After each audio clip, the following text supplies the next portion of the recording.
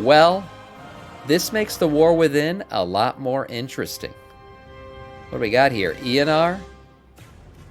Oh, what does she have to do with this? What is he? Okay, let's see what's going on here. Let's see what Bellular has to say.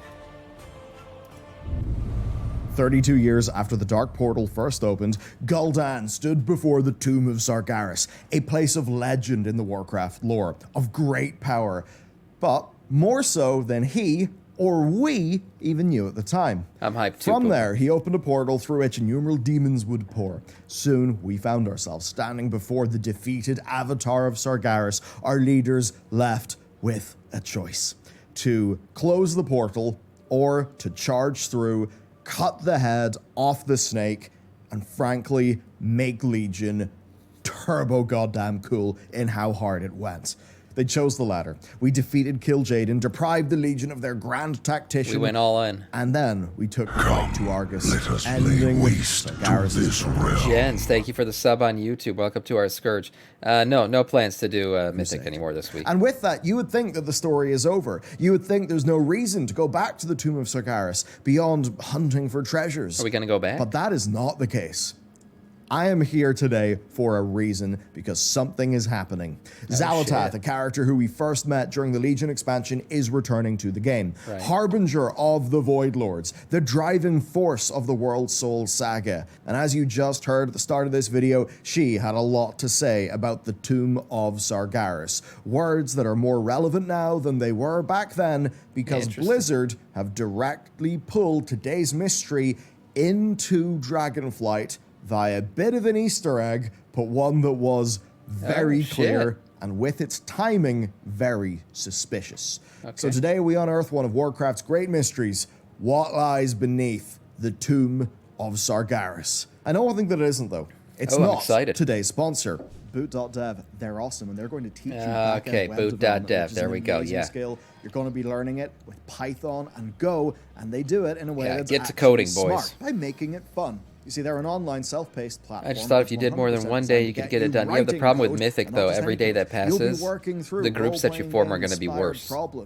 And Boot itself, because people have already started their Mythic clears for the week, and they get locked. 25% off your first purchase by using my code. Now, in the past, I've talked about their pragmatic approach. Another thing, use promo code Bellular. Consumer they are. 30-day, no questions asked, money-back guarantee. For each course, cheaper to get GPT-5 code for us. As far as to have man, AI coding, that shit's changed the game. All of their content. Literally. And after that, if you want the interactivity, you can pay for a membership. So I think that's just them putting it where their mouth is, really. So you can check out what they are all about, and when you're ready, well, you can give them a shot. You'll write a ton of code, and you'll write code that actually teaches you skills that will be useful on the job. Being real, when I started coding 12 years ago, oh yeah, I really do wish Boot existed back then. But the good news for you is they exist right now, and you can check them out. There you go. 25% off, boys. The code Bellular will get you 25% Help off Bellular pays bills. And of course, that's backed by their no questions asked 30-day money-back guarantee. So, cheers, Boot. And that's roll. Very nice. Before it was a tomb, it was a temple, one from which the high priestesses of Elune led elven spiritual life. And by the time of these events, around 10,000... Man, the Elune lore is just freaking everywhere. It's everywhere. There's no way we don't find out a lot more about Elune in the World Soul Saga. And that's one of the things I'm kind of excited and scared for.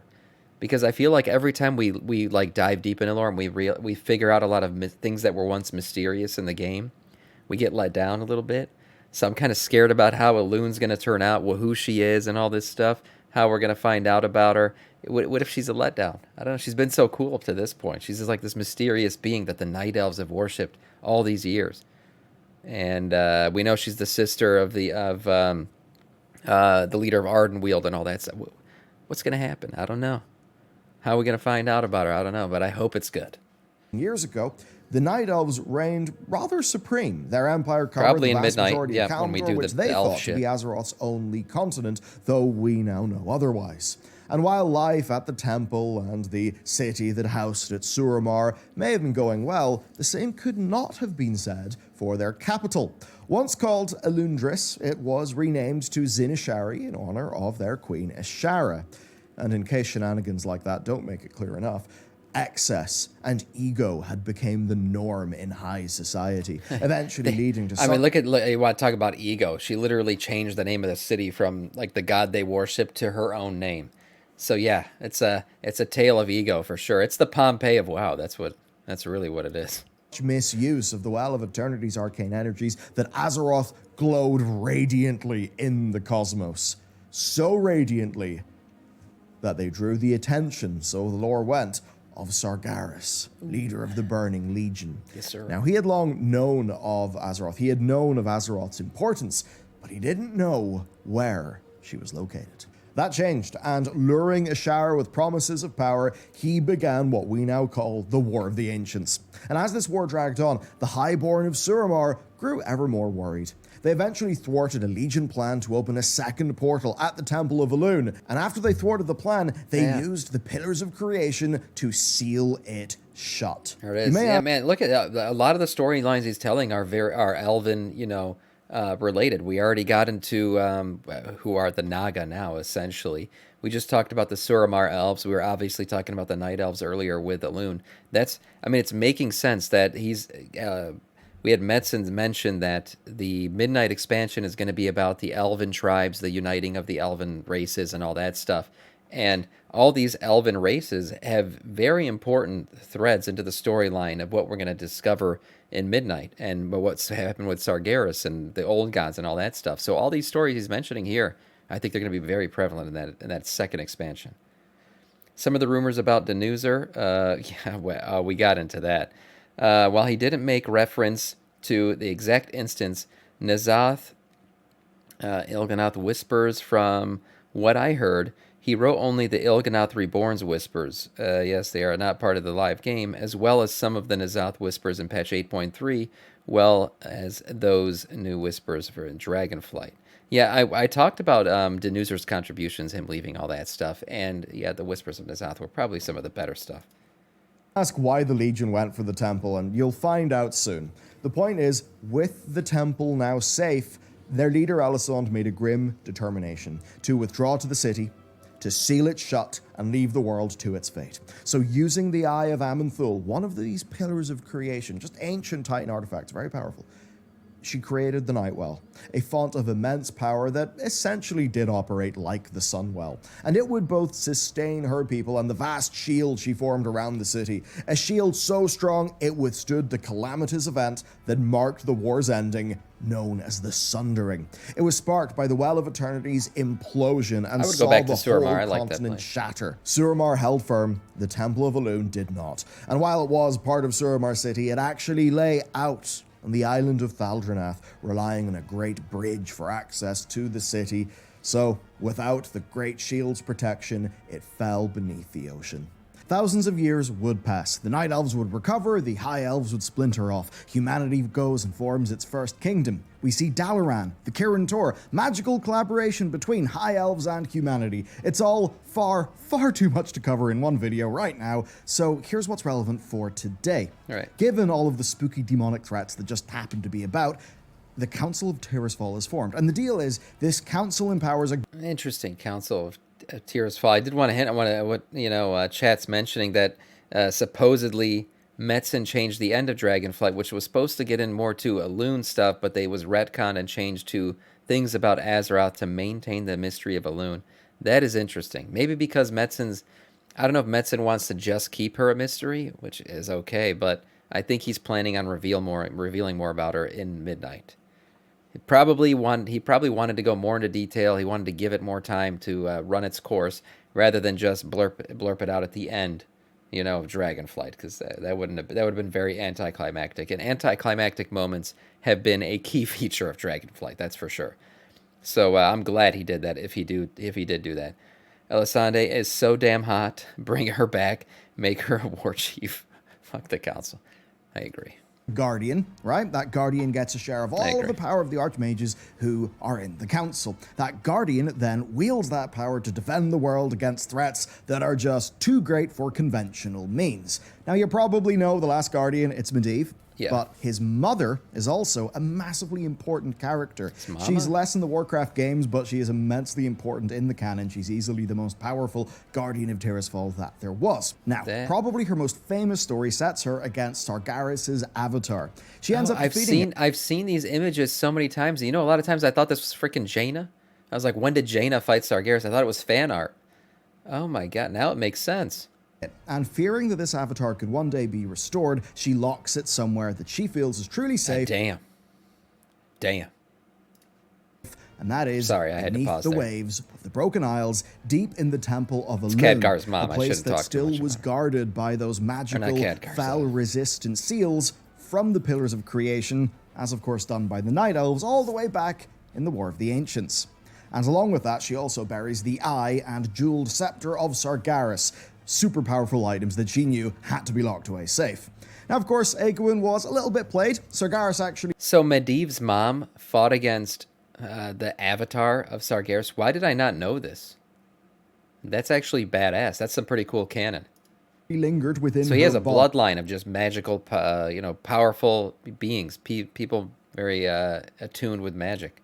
And failing to corrupt her, his essence slipped into Medivh. And while we didn't know it when Warcraft 1 came out in 1994, basically that was a campaign that was meant to pave the way for the Legion's takeover of that makes Azeroth. sense. Okay, that makes From that sense. point, we've got 3 main appearances of the Tomb in the Warcraft canon before we hit World of Warcraft. Quite simply, 2 of them are in Warcraft 2. The third one is in Warcraft 3. Essentially, Gul'dan diverts, right, a bunch of the army to go and get all of that great power locked away in the Tomb. He then gets killed. Later on, other Horde go there to fetch some super powerful items, and then in Warcraft 3, Maiev thwarts Illidan's attempt to go and pick up the Eye of Sargeras, and that leads to a whole bunch of destruction.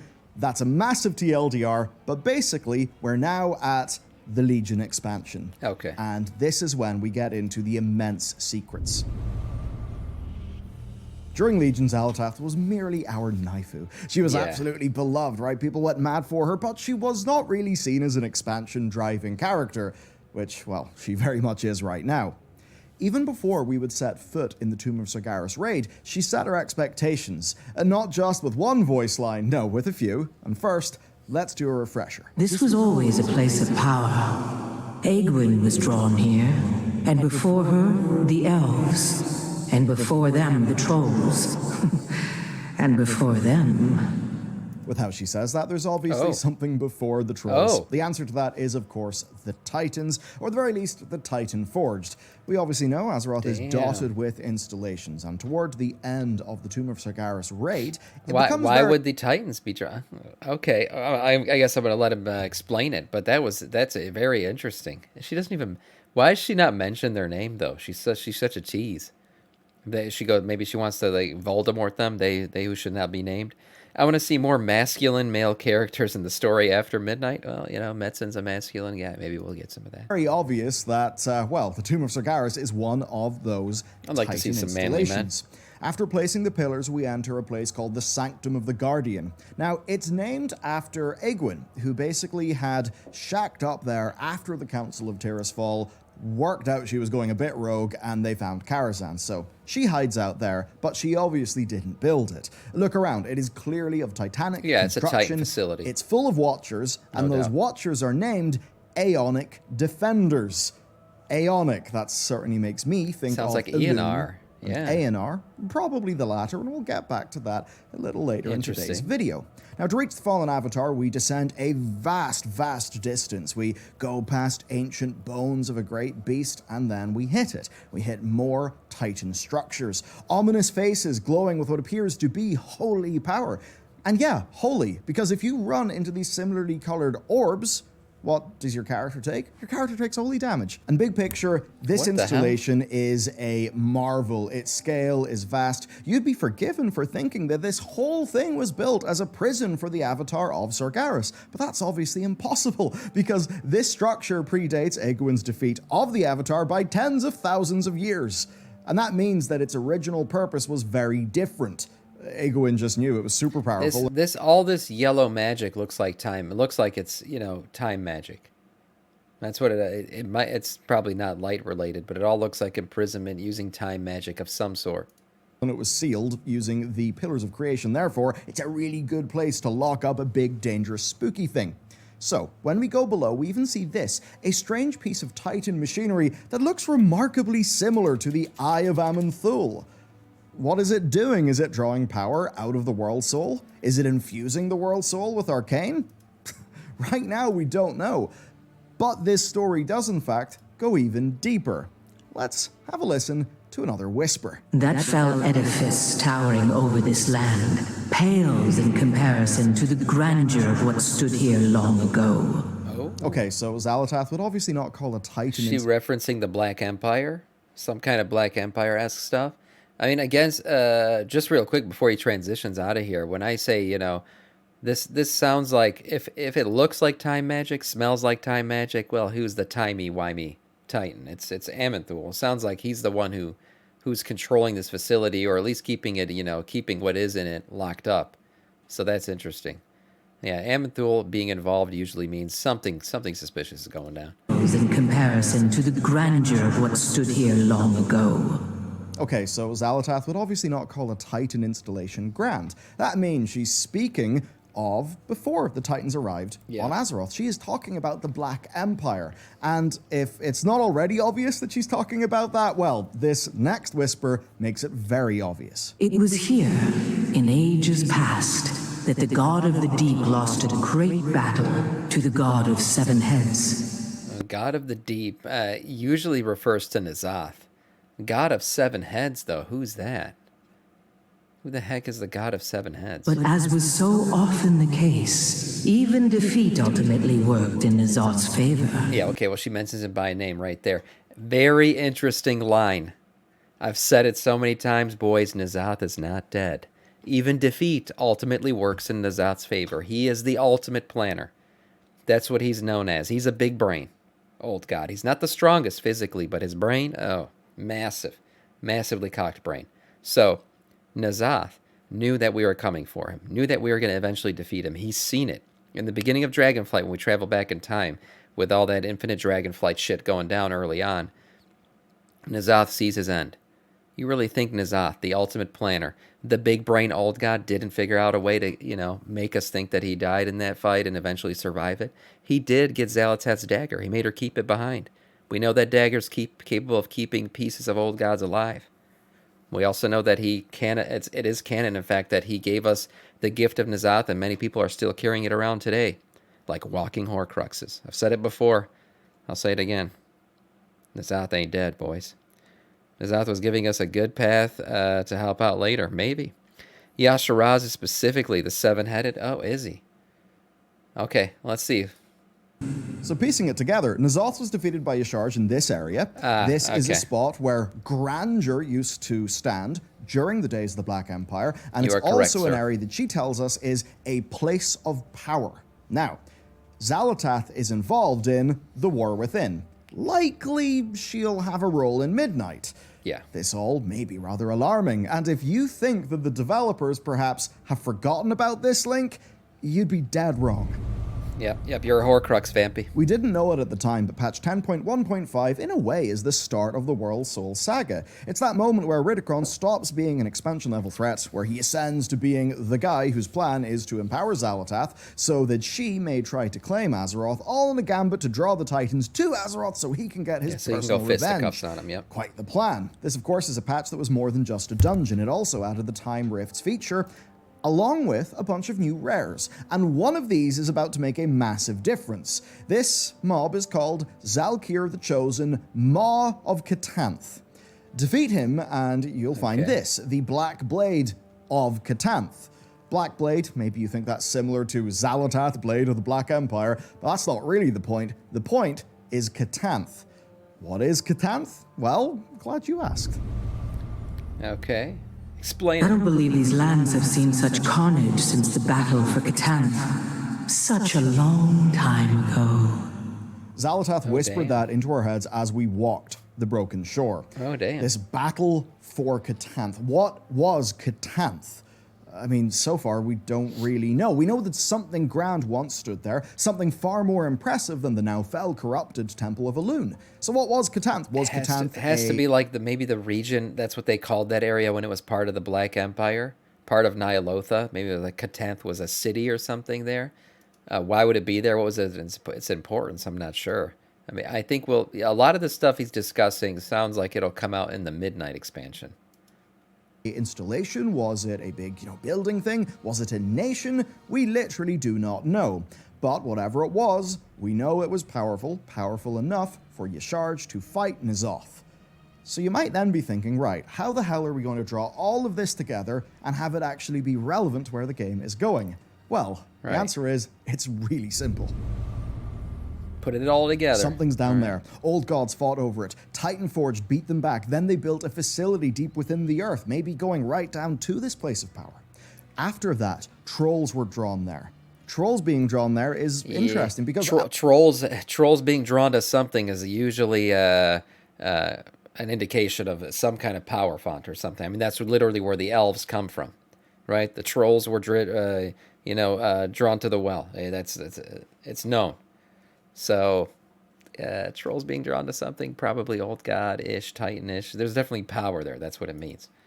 Elves are drawn there as well. And think about elves and trolls. The waters of the Well of Eternity are what slowly turn the trolls into the elves. I think them being drawn to this location as well. As they say, trolls drawn to something is like moths to a flame. Wherever you find the trolls being drawn to something, there's probably some kind of font of power there. That makes us think about this being something essential to Azeroth herself.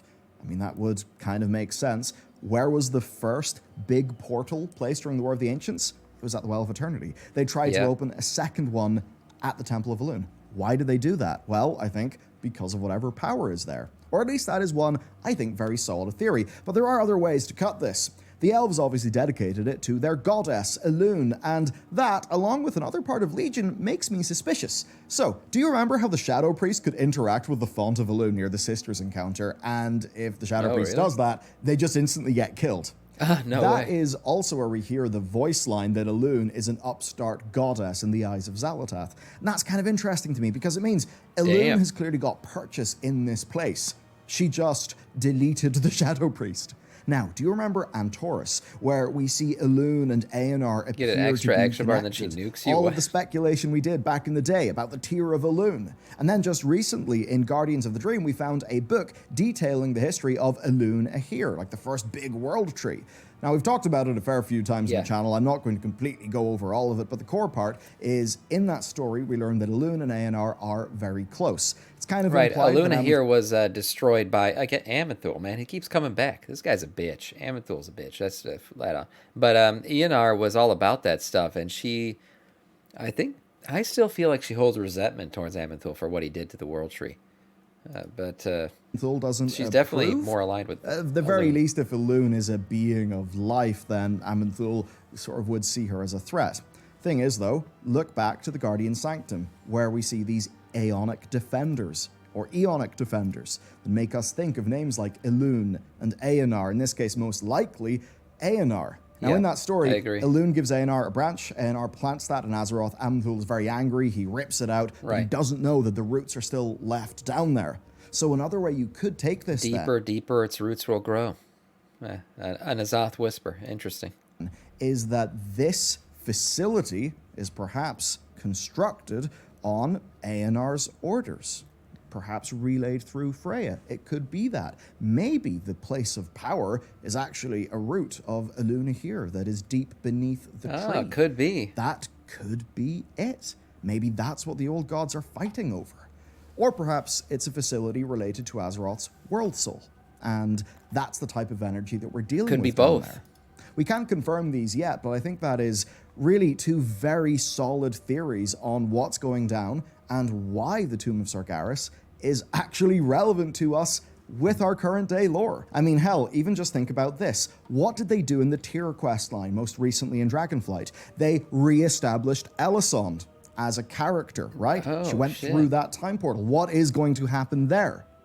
I then We're think definitely going to revisit all Midnight this is stuff. a very elf-driven expansion. It is, yep. I was So just am I. about to say that. The fact that Metzen felt the need to mention, how elf-driven the Midnight expansion is and all of this Elune, all this Elune ENR stuff, everything relating back to the elves. I mean, it's all making sense that this stuff is going to be explored in the Midnight expansion along with the elves themselves. Mar seems to have something going on related to the World Soul.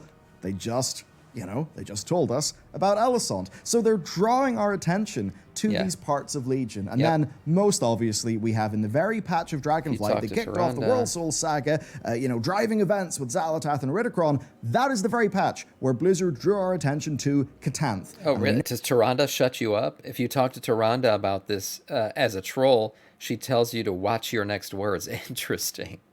Interesting. Know that Catanth is directly related to the tomb of Sargeras. So, hello Blizzard, if trying to tie these things together is your intent, then I think it's really cool. I think if you want to link expansion areas together and weave a story through both old and new, then that is way better than just purely making new shit up. I absolutely loved piecing this video together, and I think we now have a very coherent theory of how the Tomb of Sargeras is a little bit suspicious, the sorts of secrets or discoveries that we may learn in relation to it, and perhaps, some future storylines. I think it's pretty neat. What do you think? Of course, if you're interested in this sort of lore topic, you got to check out this video. It's also got a lot of Xalatath. Yes, why is she the Harbinger? Who is she the Harbinger of? What does it all mean? What's going on with the Chamber of the Heart? Those are relevant. You can find out about them in that video. Enjoy. I'll see you next time. Yeah, that's a great one. The fact that the elves are so intertwined with this lore, and Midnight is going to be an elven expansion, as Metzen said. I mean, all of this is going to get fleshed out. It's all going to come out in the Midnight expansion. Maybe that's where we find out more about Lune. Definitely going to find out more about the old gods there and everything else, because essentially they win in that expansion. That's what we've been told so far, is that is our lose expansion. We're going to lose in Midnight at some point. Or we're going to lose just before it, and then at the end of it finally defeat them. But yeah, we're definitely taking an L there. It's going to be interesting to see how the elves and the uniting of them plays through, and more about the lore of Elune. Yeah, I'm excited to play out that expansion.